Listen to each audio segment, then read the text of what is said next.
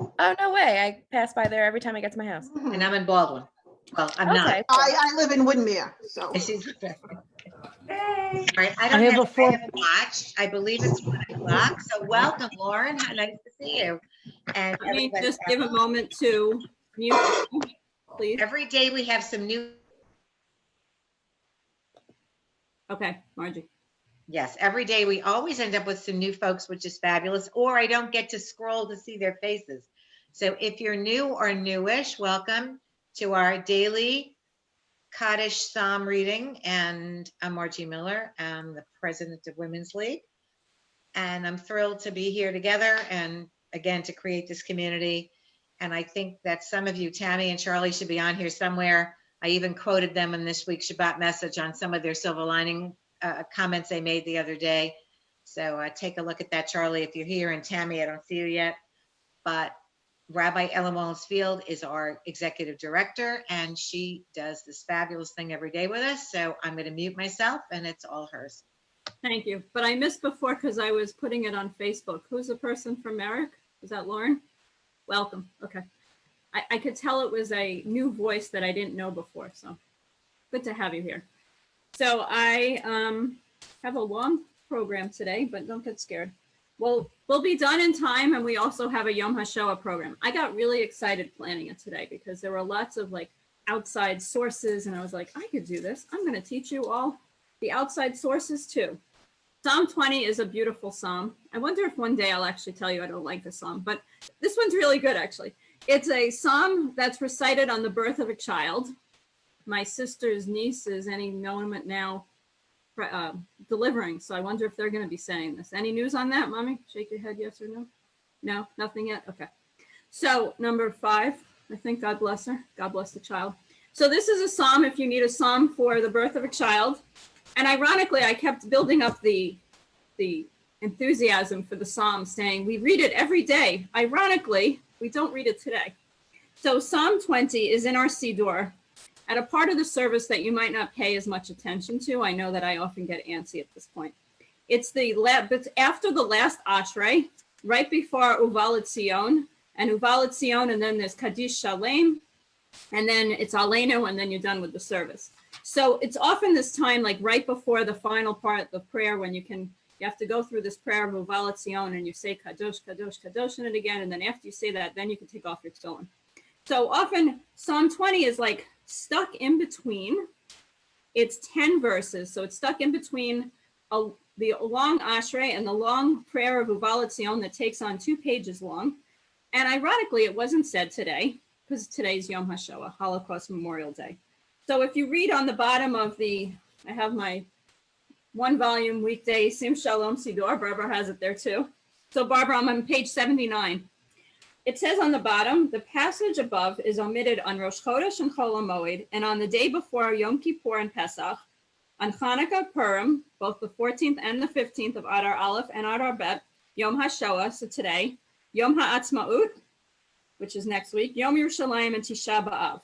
It's not recited in a house of mourning. Some omit it on the day before Rosh Hashanah and the day before and the day after each festival. So you might ask why. I know for years I did. Now I know the answer why. Because it's a psalm of empathy, and they say, and it speaks to a time of distress. Sound familiar? We say that we shouldn't, because of the solemnity, the solemnness of this psalm, it's omitted on festivals and in the house of mourning, not to subtract from the joy of the festival and not to add to the grief of a mourner's house.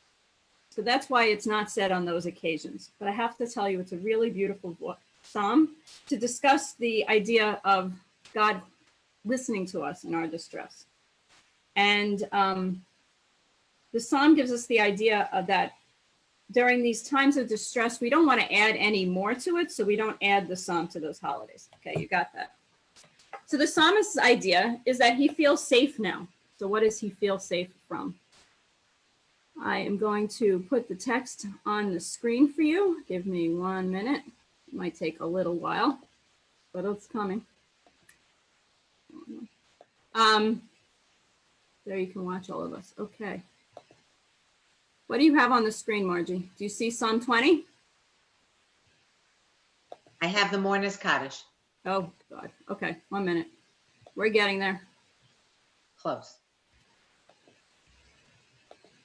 Now you have Psalm 20, right? Yes. Excellent. Very good. Okay. I almost muted myself instead of you. Okay. So the psalmist feels safe, but he might feel safe, but he realizes that his friends are in trouble. They're in deep trouble. He wishes he could do something for them. And he trembles at the other's fears. So it's very nice. We see that David's actually caring about other people, not just himself. And he's worried about his friends. So we'll read a little bit of the psalm, and then I'll show you what it's actually based on.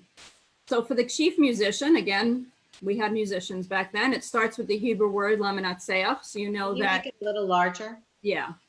I'm actually on my touch screen today, so I can make it larger. Thank you, Margie.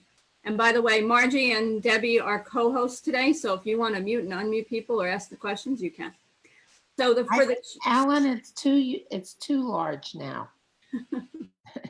well, we're only going to read a few verses. Well, because there you go. Okay. For the chief musician, a psalm of David. May the Lord answer you in time of distress. May the name of Jacob's God be a tower of strength to you. So he's praying on behalf of somebody else, hoping that God will listen to his friend's distress and and be also the tower of strength for his friend. May God send you help from the sanctuary and sustain you from Zion. So God's talk about the sanctuary of God and will sustain us. May God remember all your offerings and graciously accept your burnt offerings, Selah. So Selah is like the end adamant, like period kind of in Hebrew for his writings. So it's very nice. We don't actually always think about in the prayers of David talking about other people, and that he's praying that God will accept their offerings as well.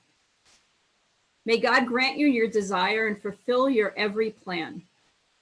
And it's a long, in the Hebrew, Yiten lecha kilvavecha v'chol atzatcha yemale.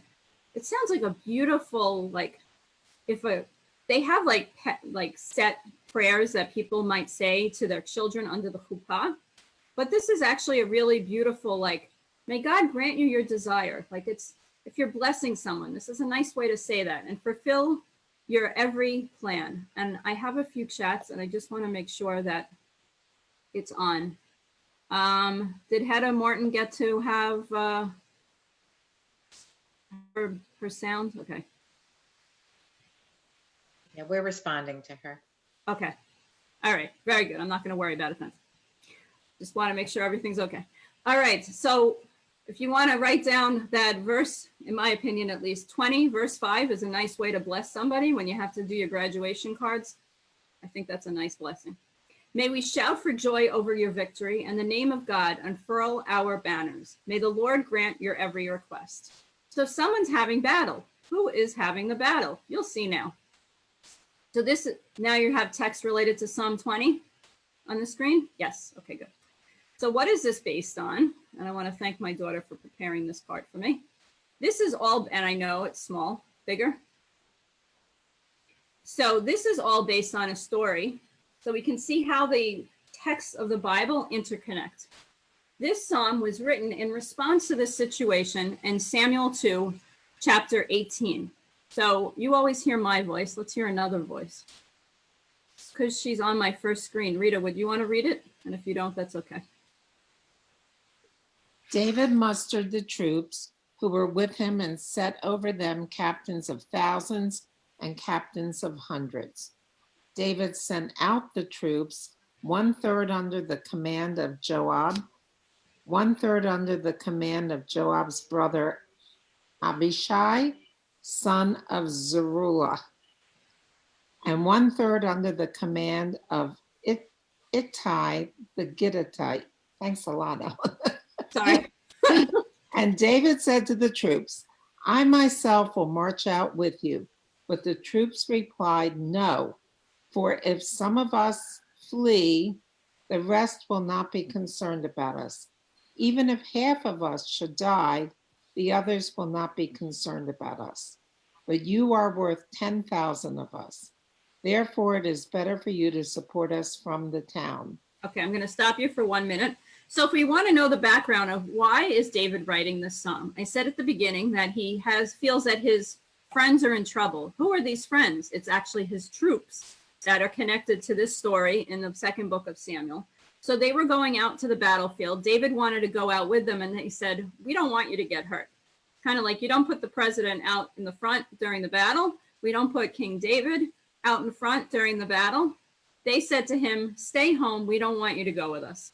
So what does David do? What is his next resort? He stays home. He listens to them. And he then has a prayer for them. Okay. Verse 4. And the king said to them, I will do whatever you think best.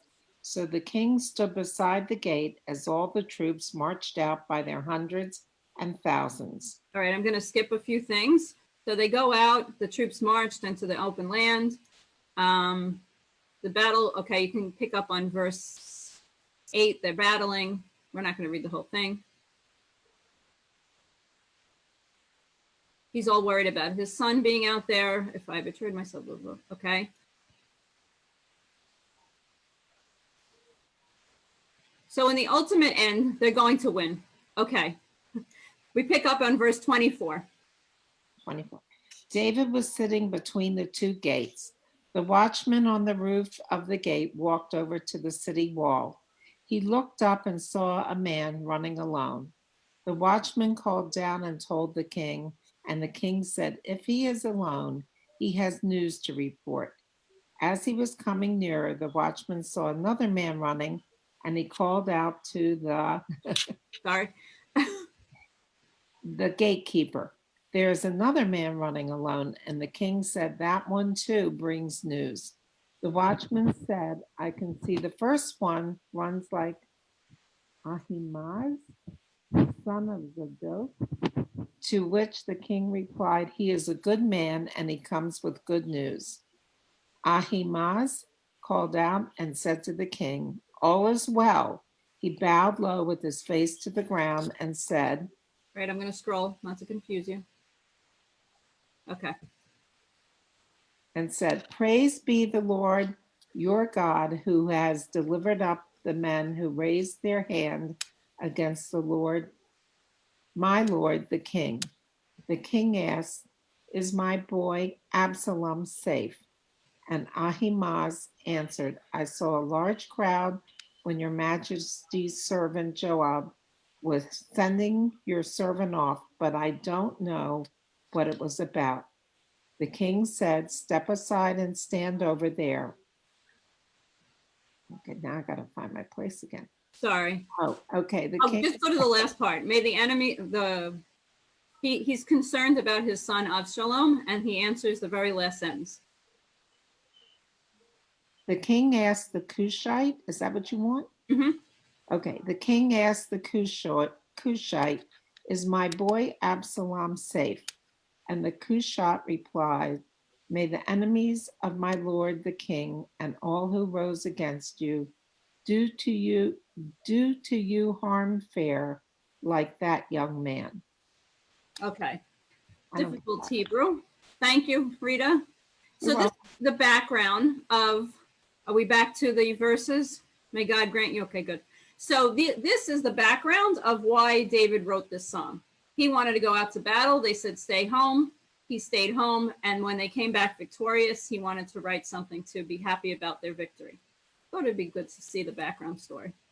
So we go on in our Psalm 20, verse 6. May we shout for joy over your victory and the name of God unfurl our banners. May the Lord grant your every request. Now I know that Lord will give victory to God's anointed. God will answer him or her from Godly's heavenly sanctuary with the mighty strength of God's right hand arm. So again, we see God has actual body parts, and he's rallying up the troops in a positive way. Like God has given us victory, and God will give victory to those who have been, who God anoints in God's sanctuary, and we get strength from God. Some boast, now he's going to talk about other people. Some boast of chariots, some of horses, and we boast in the name of the Lord our God. So some people think their victories are because they have a lot of chariots, they have a lot of horses. We have victory because God's with us. They collapse and fall, but we rise up and stand firm. So they fall, we're firm. Lord, grant victory. May the ruler answer us when we call. So there was one other part that I wanted to bring up specifically. Okay. So here we have at the very beginning, may the Lord answer you in the time of distress. May the name of Jacob's God be a tower of strength to you. Elohei Yaakov. Well, that's all well and good, but if we think about it, we say Elohei Abraham, Elohei Yitzchak, Elohei Yaakov, and now we add the matriarchs too. We'd be asking too much if David added the matriarchs in his psalm. But why did he only ask about Jacob's God? Why did David invoke Jacob's God as opposed to Abraham's God or Yitzchak's God or all three of them? So of course there's an answer to that. So we're going to look back on this study sheet that I have. Or I'll make it bigger in 1 minute. So why specifically pick Jacob? So some people who studied the Daf Yomi may remember this from the very last page, actually, from 64a in Brachot, where they discuss specifically why do we have Jacob's God. And this is the actual specific text that discusses it in the Talmud of why Jacob's God is brought up and not Abraham's or Isaac's. So we think about it, Jacob is who we're Bnei Yisrael, we're the children of Israel, the children of Jacob, his alternative name. He was the one who really had so much distress in his life. He had to work all those years to get the wife he wanted. Then he was tricked and got Leah. He had to work more to get Rachel. Then he loved Rachel so much, she was barren. And then when she finally has her second child, she dies. His favorite son, Joseph, is sold into slavery, but he's told that he died instead. So Jacob had a lot of distress in his life. So we think about somebody, one of our patriarchs who had so much distress, we invoke the name of Jacob. So I'm curious, is Barbara Ezring on the call? Margie, do you know? If she is, if you want to unmute yourself and She's probably trying to unmute. if Barbara's on, if you want to read it. Sorry, I didn't get to see who was on. I didn't see her. I was looking through. Okay. Who's talking now? That was Sue. So if anyone wants to jump on and read, anyone else do the Daf Yomi? Even if you haven't done the Daf Yomi? Carol, I think you're her chavruta. Okay. Yes. Okay. Yes. Okay. All right. So Rabbi Abin Halevi said, what is the meaning of that which is written? The Lord will answer you on the day of distress. The name of the God of Jacob set you upon high. Is God specifically the God of Jacob and not the God of Abraham and Isaac? Rather, from here, the general principle is derived. One who owns a beam should approach carrying a thick portion of the beam. A builder carrying a beam in order to affix it in a building must calibrate it and measure carefully so that the thick part of the beam fits in its place. So too must. 1 minute. I'm going to go to the top. Okay. Okay. So too must Jacob, who fathered and raised the children, who would become the people of Israel, continue to pray for them and complete the task of nation building. And Rabbi Avin Halevi said, one Wait, who 1 minute. partakes. I think Okay. the rest is typical Talmudic going off on tangents. Not that Rab said, and this rabbi said that Rabbi. that Yeah. rabbi You ever said. wonder why you talk to a rabbi and some of us can't focus? This is why during the day studying this, we're like all over the place. So here, similar to why we might question in our psalm, why does it only say Elohei Yaakov? In the Talmud, they question this as well. So I just wanted to show the connection with this part in the Talmud where they're also asking the same question. Sorry to keep scrolling. Is God specifically the God of Jacob and not the God of Abraham and Isaac? And how beautiful to see that our exact psalm is quoted right in the Talmud. So I like to teach the intertextuality of the text because you see, not in your actual Talmud, but in this commentary, it tells you, look at that. It's from Psalm 22. It's the verse we just learned in Psalms. I'm going to go back to the psalm itself. Okay.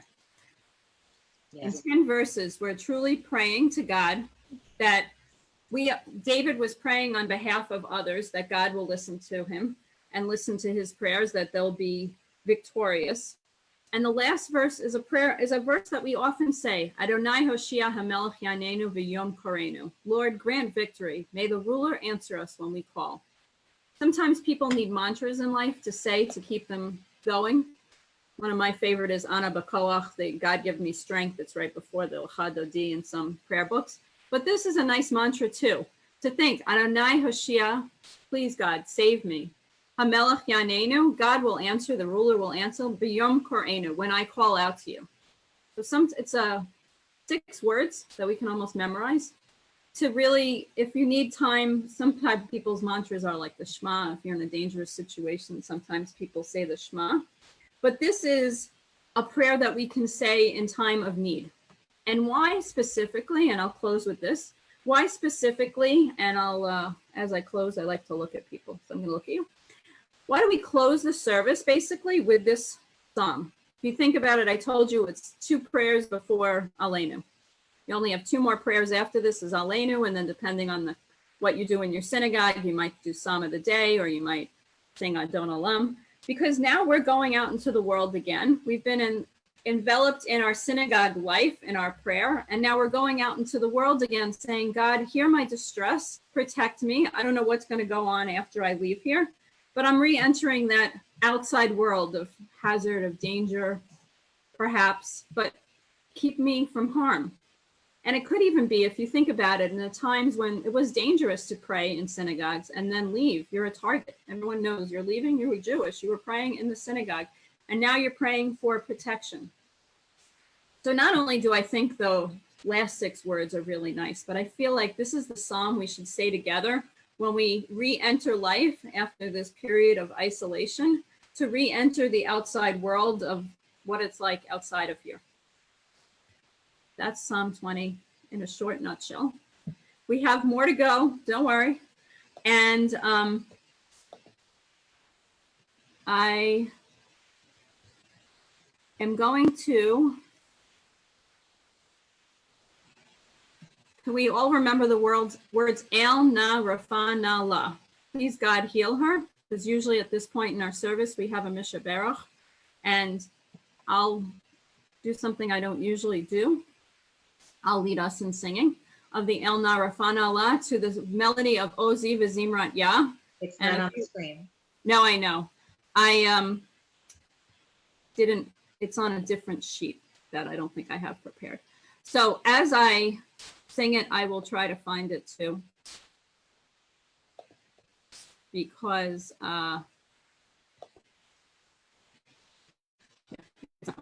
it was on another, something else that I had. But it's not too long. Here. I can do this. Now you see a word form, right? Margie, why don't you fill in while I write this? It'll be short, don't worry. There we go. Hello. Oh, she's just writing it. Okay. That's a much easier thing to do than Rabbi. What? No, go ahead. Okay. Do you see the words El Na Rafa Na Yes. La? Yes. Okay, don't worry. Isn't it the bottom of your Misha Baruch sheet? Yeah, I'm not using that today. Okay. Okay, that's plenty. Okay. All of Yeah. us can see that. I can even make it bigger. Okay. El Na Rafa Na La. El Na Rafa Na La. You can unmute yourself if you want to join me. El Na Rafa Na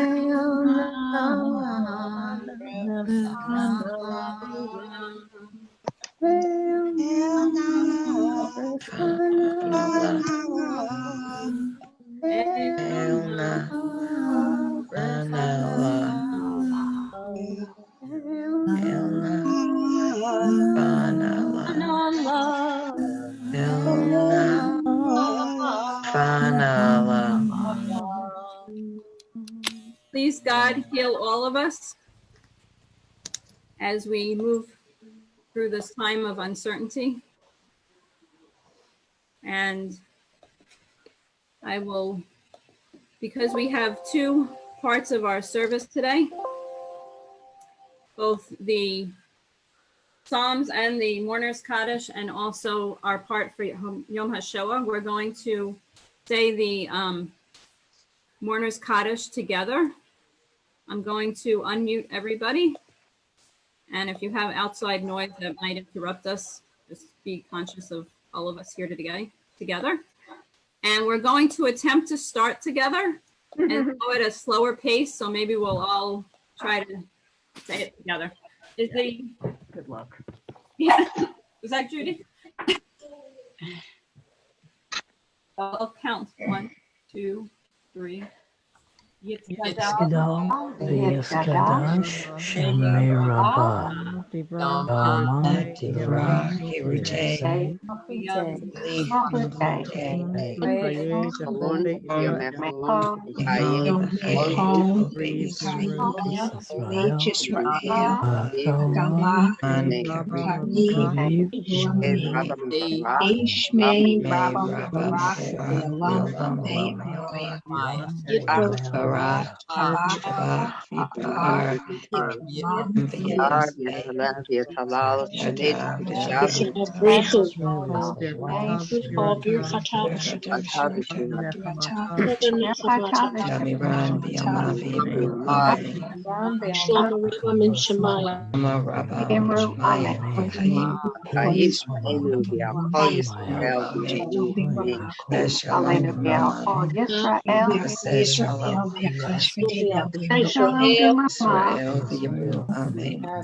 Shalom.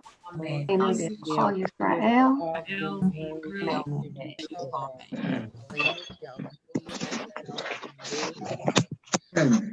This time I'm going to mute everybody again.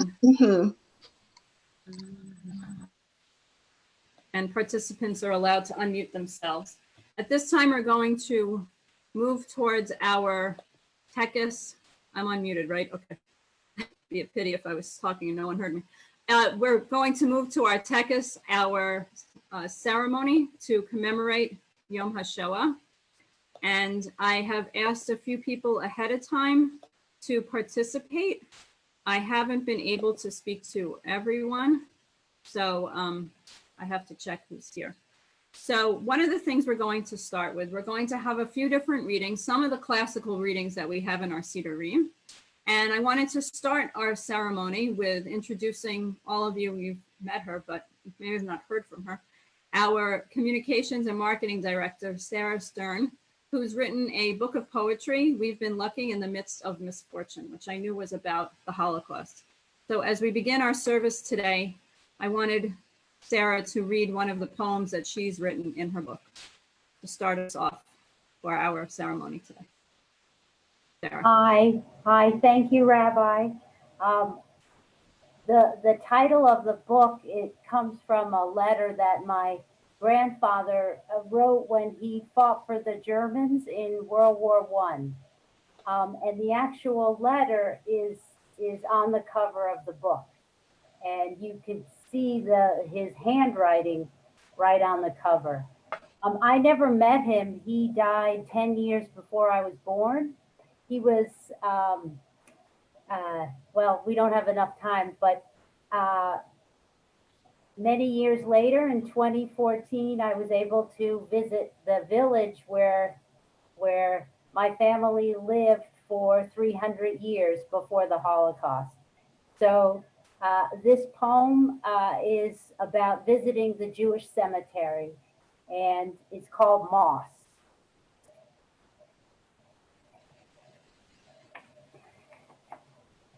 Oh, I'm sorry.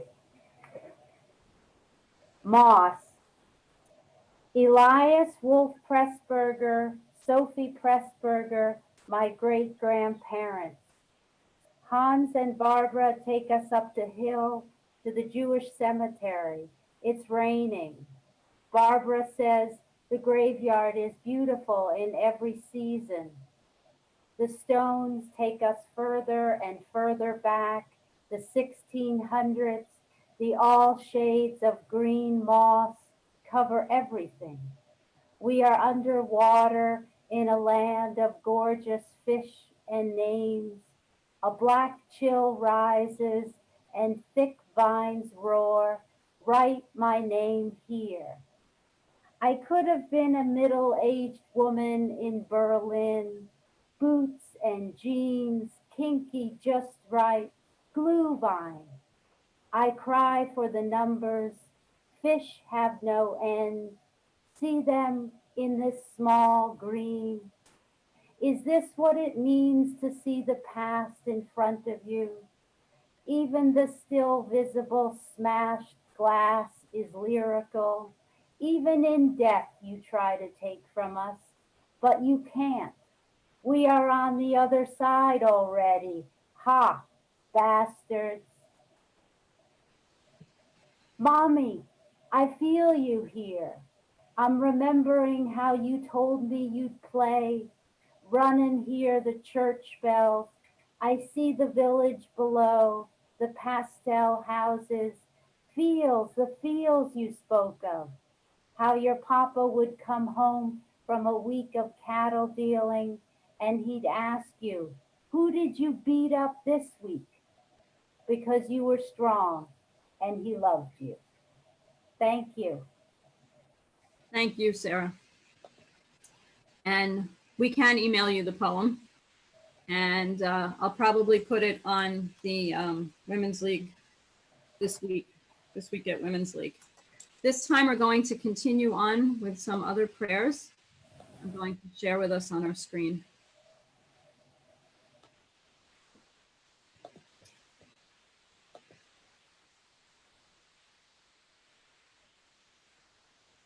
We can start with Psalm 10, which we studied. Why, Adonai, do you remain so distant, so silent in times of trouble? Why should the wicked be allowed to scoff at God, saying to themselves that you will not notice? Break the might of the wicked. Search out their hidden evil. And now we read from Reuven Hammer, who was a rabbi in Israel, who it's within the year, I believe, that he passed. And Debbie Bruce, would you read for us? Please. I think you're here. Had to mute. The Ark of Torah, of faith, of learning, stands empty and bereft. We have come here to remember those who cannot be forgotten. We have come to speak of that which cannot be spoken, but must not be left unsaid. We have come to remind not others but ourselves of what was done and what was not done.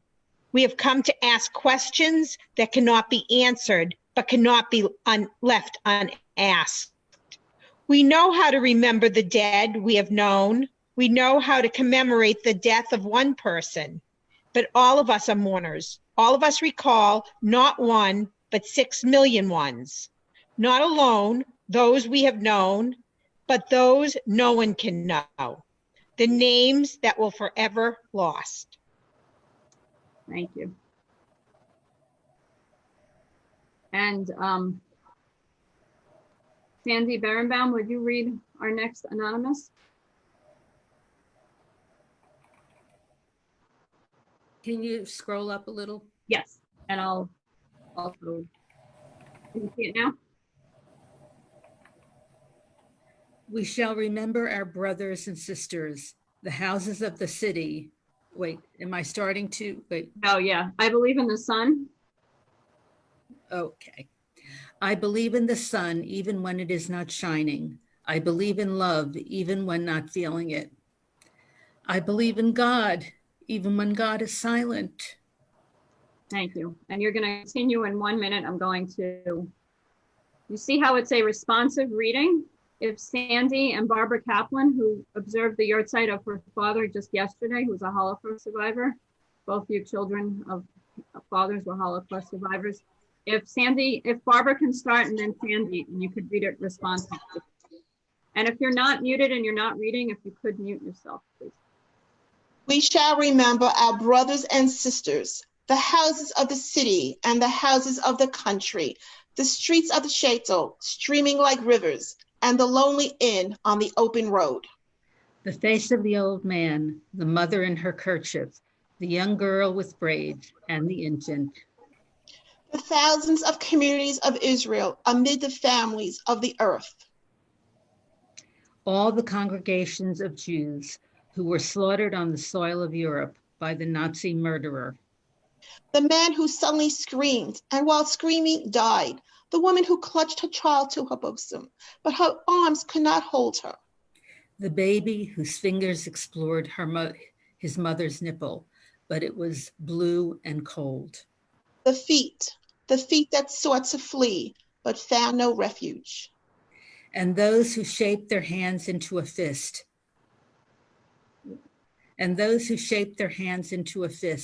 The fist that grasped the iron that became the weapon of vision, despair, and rebellion. And they, the strong of heart, open-eyed, freely offered up their lives, but were unable to bring salvation. We shall remember the day in its brightness, the sun that rose upon the bloody scene, the heavens that stood high and silent. We shall remember the mounds of dust under the blooming gardens. The living shall remember the dead, for they are before us always. Their eyes glancing round and round give us no peace, until our lives become worthy of their memory. Thank you. I'm going to stop share for a moment for several reasons. One is that I can't see everyone who's here, but also there's a bit of an echo from some people. So I don't know everyone, unfortunately, but are there other people here who are also children of survivors or survivors themselves or born Eileen? Okay. And that was in one screen. Anybody, I know Debbie Green, I have something for her, but anybody else? Which Judith is that? Well, if both Judith and Eileen could unmute themselves, that would be great. And I still hear an echo of somebody. As we go back to sharing screen. And Eileen, if you could read this first reading from Ben Sion Boxer, and then Judith, I'll have you read the next. Okay. The earth was grown Sorry, a fresh can I stop you slave. for 1 minute? Sorry, if Barbara Kaplan's on my screen so I could see her. Are Vivian Lieber or Shelley on the call? If anyone could email me, text me, message me that. Okay, sorry, Eileen, you go. The earth has grown a fresh layer of green to conceal the bloodstains. The smoke from the craters and the ovens now dismantled had vanished in the sky. The cries of anguish have grown silent. God has kept a covenant with us that life shall be rebirthed. But piercing the silence, I hear God's lament for his children, slain by their brother Cain, and I hear the blood of the innocent, crying out from sky and earth and sky, remember us, remember us. Thank you. Okay, Judith. My prayer, I don't know to whom to offer it, but I offer it. My prayer, I have no one to whom to say it, but I say it. My prayer, it freezes to my palate, but I still have it. My prayer, it wells up in a fit of rage. I must speak it. My prayer, it falters again and again, yet I persist. My prayer rises up over 6 million graves, yet I say it. My prayer failed, vanished without words, yet I offer it. My prayer is to the one who may not even hear. Still, I say it. Thank you. And if there were any other children of survivors or survivors themselves who are on the call, just if you can speak up.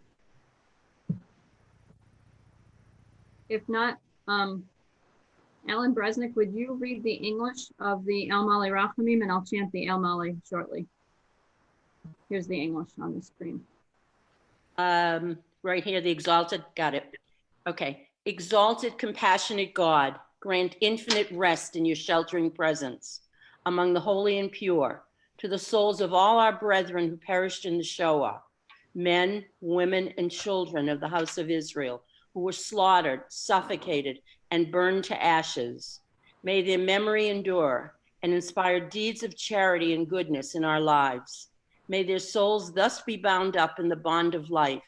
May they rest in peace. And let us say, Amen. Amen. Thank you. I'm going to chant the Hebrew as well. If anyone feels comfortable standing in preparation for the El Male and shortly the Mourner's Kaddish as well. El Male Rachamim Shochen Bamromim, Hamitzeh Menucha Nechona Tacha Kanfei Ashchina, B'malot Kedoshim Atahurim Kezoah Harakia Masirim Lenishmot, Kol Achenu B'nei Yisrael Shenitbechu B'Shoah, Anashim, Nashim, V'Tach, Shenechneku, Shenisrafu, Shenehergu, Shemasru et Nafsham al Kiddush Hashem, Began Eden Tehe Menuchatam, Anabal Harachamim Hastirem B'Teter Knafecha Olamim, Utror B'Torah Chaim et Nishmotehem, Adonai Hunachalatam V'Anuofu B'Shalom, Al Mishkavotehem V'Nomar, Amen. And Debbie Green, if you would read the Eli Wiesel, Let Us Say Kaddish.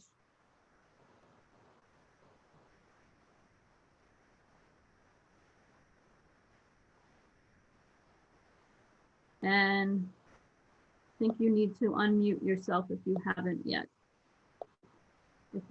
Oh, Debbie, you're not unmuted. Wait. Details, Rabbi, details. Yeah, okay, now we can hear you. Let us say Kaddish. Let us say Kaddish. Let us say Kaddish not only for the dead, but also for the living who have forgotten the dead. And let the prayer be more than a prayer, more than a lament. Let it be outcry, protest, and defiance. And above all, let it be an act of remembrance, for that is what the victims wanted, to be remembered, at least to be remembered. For just as the killer was determined to erase Jewish memory, so were the dying heroes and fighting martyrs bent on maintaining it alive. They are now being defamed or forgotten, which is like killing them a second time. Let us say Kaddish together and to allow others to betray them posthumously. Okay. I'm going to unmute all. I just want to confirm that Vivian and Shelley aren't on, right?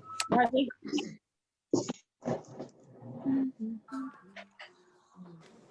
Wow.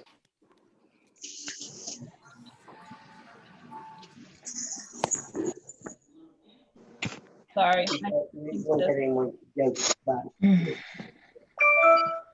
We're now going to do the special Mourner's Kaddish.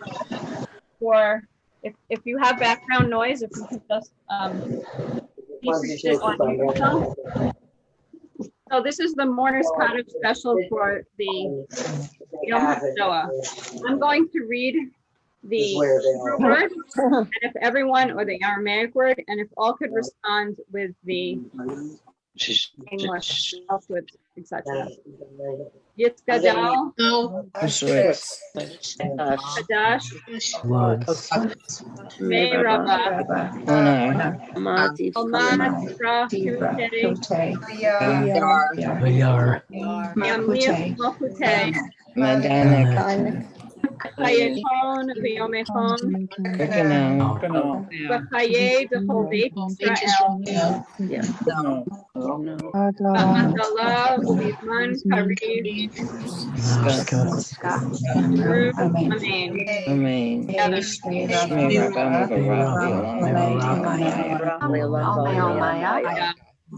Yitzbarach v'yishtabach, Yitzpa'ar v'yitzomam, Yitnaseh v'yithadar,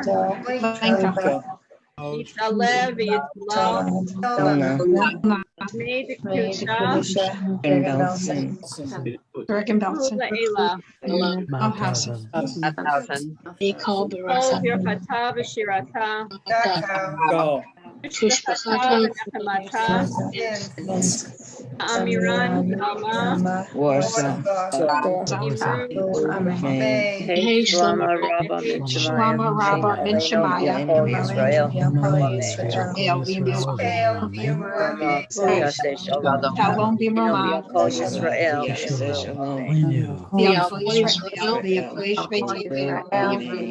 Amen. the one who brings peace to the universe, peace to us, bring all Israel. Let us say Amen. Let us say amen.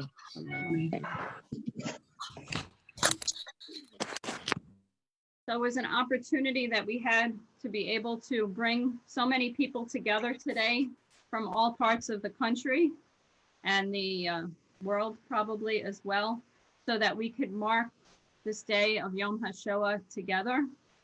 And next week we'll have the opportunity to mark Yom HaZikaron, Israel Remembrance Day, and also Yom HaAtzmaut, Israel. Israel Zikaron is remembrance, and Yom HaAtzmaut, our Independence Day. So we'll truly go from one day of sadness, Zikaron, to a day of celebration of Yom HaAtzmaut. I'm trying to think of some activities we can do together and learn from people together during those days, and continue to our Psalms. And it's sad that we're all isolated in our homes, but it's a beautiful community that we bring together. So thank you all for sharing with us today. I'm going to unmute Margie as our fearless leader to see if she has anything she wants to add or say. Just holding all of you in my thoughts, and especially those that have had parents and grandparents that were survivors.